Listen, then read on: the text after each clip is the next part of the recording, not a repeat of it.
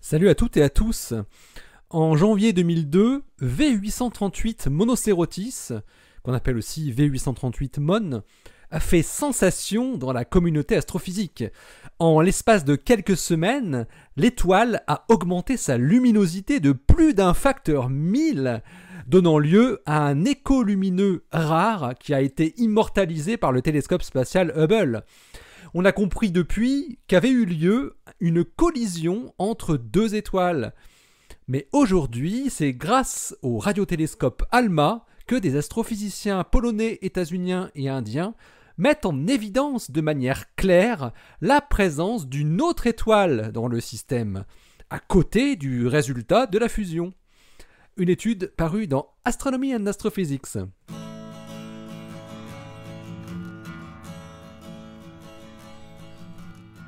Astronomie, astrophysique, cosmologie, astroparticules. Ça se passe là-haut, par Eric Simon. L'éruption stellaire de 2002, due à la collision de deux jeunes étoiles, était extraordinaire. L'écho lumineux très intense qui s'en est suivi a été produit par la diffusion de la lumière de l'éruption sur des grains de poussière interstellaire qui se trouvaient autour. Les images, semblant montrer une expansion rapide, ont fait le tour du monde. Au maximum de sa luminosité, V838 MON était l'une des étoiles les plus brillantes du groupe local de galaxies. Il a fallu plusieurs années avant que les astronomes se mettent d'accord sur l'origine de l'énorme augmentation de luminosité. C'est Romuald Thilenda et ses collaborateurs qui ont les premiers proposé l'idée d'une fusion stellaire. Cette hypothèse est largement acceptée aujourd'hui, et les objets similaires à V838 MON sont connus sous le nom de nova rouges. On ne connaît aujourd'hui qu'une douzaine de ces objets dans notre galaxie, et même dans d'autres galaxies proches. Des images récentes, obtenues avec ALMA, montrent le site de la fusion 17 ans après la collision stellaire et expliquent partiellement les circonstances du cataclysme.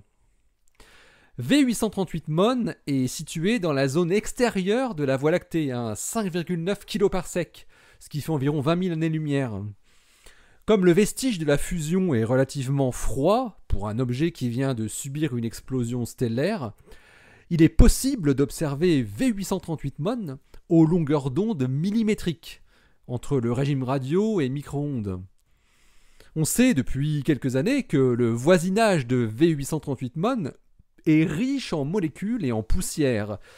Et des observations effectuées avec ALMA en 2019 avaient déjà montré le vestige de fusion dans toute sa complexité. Les nouvelles cartes interférométriques qui ont été obtenues par Tomek Kaminski du Nicolaus Copernicus Astronomical Center et ses collaborateurs montrent deux étoiles entourées de poussière. L'une des sources observées est identifiée comme l'étoile qui s'est formée à partir de la binaire fusionnée et qui est désignée sous le nom de V838 MON. Aux longueurs d'onde millimétriques, c'est la matière chauffée par son rayonnement qui est visible. Dans les longueurs d'onde visibles, cette étoile ressemble aux supergéantes rouges d'une température de 3500 Kelvin et elle est très similaire à Bételgeuse. Cette supergéante rouge est par ailleurs la source d'un vent stellaire très dense. Et la deuxième source repérée par Kaminski et ses collaborateurs avec ALMA est associée par les chercheurs à l'étoile compagne de V838 MON.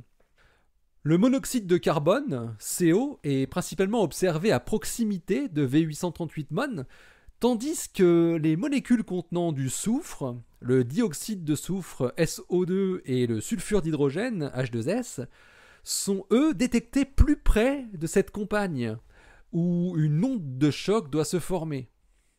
Les données recueillies par ALMA montrent également la distribution du gaz moléculaire qui a été dispersé lors du cataclysme de 2002. La plupart des détails sont visibles dans l'émission de molécules simples telles que CO, SiO, SO, SO2 et ALOH. La matière éjectée lors de la collision stellaire se déplacent rapidement avec des vitesses qui peuvent atteindre et même dépasser 200 km par seconde. Des observations antérieures avaient montré que les éjecta devaient avoir atteint la compagne aux alentours de 2005. Comme les éjecta étaient abondants en poussière, ils ont complètement obscurci l'étoile compagne, de sorte qu'aucune observation visuelle n'a été possible au cours des 14 dernières années. Mais heureusement, ALMA peut voir, entre guillemets, à travers d'épais nuages de poussière, et la présence de poussière chaude à proximité de cette étoile très chaude a permis à Kaminski et son équipe d'identifier son emplacement. Les astrophysiciens déduisent des données qu'il s'agit d'une étoile de type B, avec une température de 18 000 Kelvin. Certes, son existence était connue depuis plusieurs années, mais c'est la première fois que sa position par rapport à V838 Mon est directement déterminée.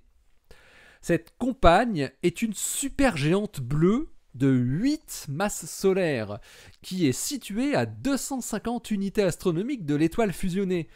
Et oui, elle est pas loin. On estime que la fusion de V838 Mon s'est jouée, elle, entre des étoiles de masse 8 et 0,4 masse solaire. La nature triple, au départ en tout cas, du système est très intéressante, car on a longtemps prédit que certains systèmes triples, ou même à multiplicité encore plus élevée, subissent un type particulier d'instabilité orbitale, causés par les cycles dits de Kozai-Lidov, qui peuvent ensuite conduire justement à des fusions. Mais Kaminski et ses collaborateurs ne vont pas jusqu'à affirmer que c'est le cas ici, car l'étoile compagne se trouve sur une orbite très grande. Ils calculent que si l'orbite est circulaire, la période orbitale de l'étoile compagne est proche de 1000 ans, et dans ce cas, de fortes interactions au sein des systèmes triples seraient peu probables. Mais si l'orbite est fortement elliptique, donc avec une forte excentricité, une forte interaction de marée entre les étoiles peut avoir eu lieu dans le passé, conduisant éventuellement à la collision de la binaire interne.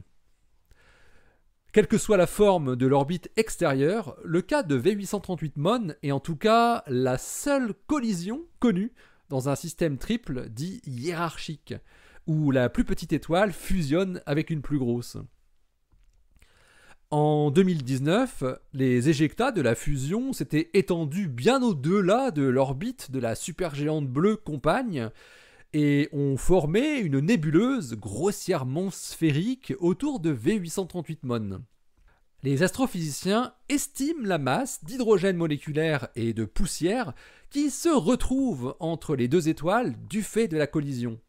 0,1 masse solaire d'hydrogène et 0,0083 masse solaire de poussière. Pour les chercheurs, les changements qui sont détectables dans la composition chimique du gaz entre les deux étoiles sont causés par les ondes de choc imposées dans le flux de matière par la compagne. Il s'agirait d'un effet connu en astrochimie, mais qui a rarement été observé directement. Comme les modèles actuels de ce type d'interaction manquent d'un bon pouvoir de prédiction, surtout en ce qui concerne la composition du gaz après le passage du choc, ces observations d'ALMA vont s'avérer très utiles pour ce type d'études. Alors, moins de 20 ans après avoir assisté en quasi direct à une fusion cataclysmique de deux étoiles, une nova rouge, nous sommes en mesure aujourd'hui d'étudier de fins détails dans le site de fusion de quoi en savoir plus sur les circonstances qui en étaient à l'origine. Il reste maintenant à vérifier si V838 Mon est bien une étoile en rotation rapide à fort champ magnétique, comme le prédisent les modèles théoriques. Et aussi si une compagne supergéante bleue peut avoir un effet sur elle. L'article de Tomek Kaminski et ses collaborateurs est paru dans Astronomy and Astrophysics, le numéro 655, daté de novembre 2021. Il a pour titre The 838 Monocerotis as seen by ALMA, a remnant of a binary merger in a triple system. Point d'interrogation. Allez, d'ici la prochaine, portez-vous bien, restez bien les yeux vers le ciel et restez bien les pieds sur terre. Allez, salut!